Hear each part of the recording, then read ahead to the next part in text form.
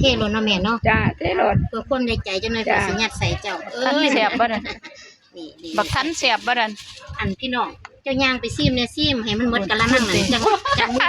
เพราะว่ามองให้ซิมคืออยู่ไกลแต่ย่างบ่ซิมบ่ให้ซิมเตะโอ้คือดีแต่ว่ามองให้ซิมเนี่ยนี่ผักหวานแกงผักหวานของหวานไปซิมกันพี่น้องเจ้าอีกบ่น่าจะได้สิคือให้อีกอันนี้เฮ็ดพอละเดี๋ยวค่อยซิมก่อนเป็นแต่มันแซ่บบ่ซิมพี่น้องผมว่าเศร้านี่ขอท่านได้มาแซ่บอีหลีได้ล่ะซิมเนี่ยพี่น้องซิมแล้วก็เป็นน้ำลายเห็นคนซื้อยาวเถอะไม่จังกินน้ำตาลอันนี้ถุงละเศร้านี่ถุง50อันนั้นถุงละ20ในขวดว่าอันเด็ดมัดอยู่พี่น้องคอยปอกไปซื้อมาเอามันหวานอยู่เด้บ่ได้กินกับเกลือหยังว่าเพิ่นสั่นเพิ่นบ่เคยขายไปแค่คนสูง100คนนี่ก็ไม่หลายดอกบ่เจ้าสิเอาไปกินเอาแบบโอ้ยนาย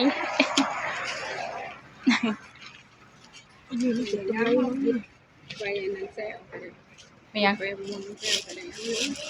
วันนี้เด็กไทยเราดีสตรอเบอรี่ไหมกล้องละ50เพิ่นสตรอเบอรี่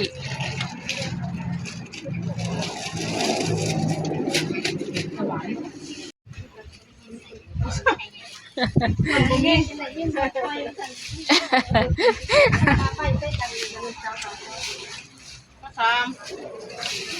่บุกเตียงบ่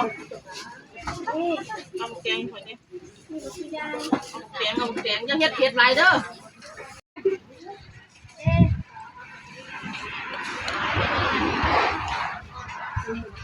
หูกับหู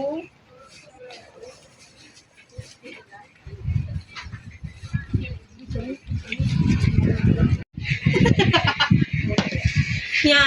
ไก่ไปกับว่าโป๊ะดอกกระเจียวไหมดอกกระเจียวถุงเท่าไรจ้ะกินด้วยกันจ้าแม่งกินนู้นไหมไม่กินนู้นหน่อยกับนี้นะแม่ดอกกระเจียว50 บาทจ้ะมันไงเขาหนีได้แม่งอันนี้แซ่บพวกมันไข่ดีมันเศร้าหนูขวใช้รสดีแซ่บแมนถุงละ100จักระจันเป็นกินนู่นหน่อยกินนู่นนั่นนี่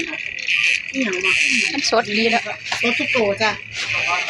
ไม่ต้องทำหาความผสมแม่แต่ยังจ้าไปค่อยไปตำแซ่บจังไม่จะหนาไม่ค่ะ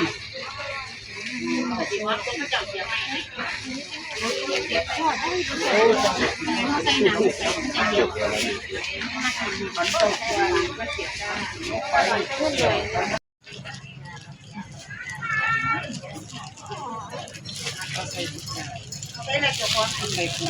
งพ่อยขายของนะลูกลงไปขายของนะล่ะอันนี้100ใช่ไหมอันติดเลยเฮ็ดกระด้างอันนี้กระแข็งเนาะเฮ็ดบดก็เป็นอ่อนๆเนาะ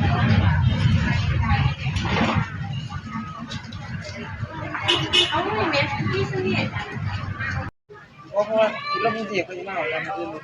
จ้ะช่วงนี้มีสมือเยอะค่ะแต่แบมาเอาก็ได้เพราะว่าถ้าเอาไปไว้ห้างเที่ยวเก็บบ่เป็นมันสิตายก่อนจ้ะ50 บาทค่ะดอกกระเจียว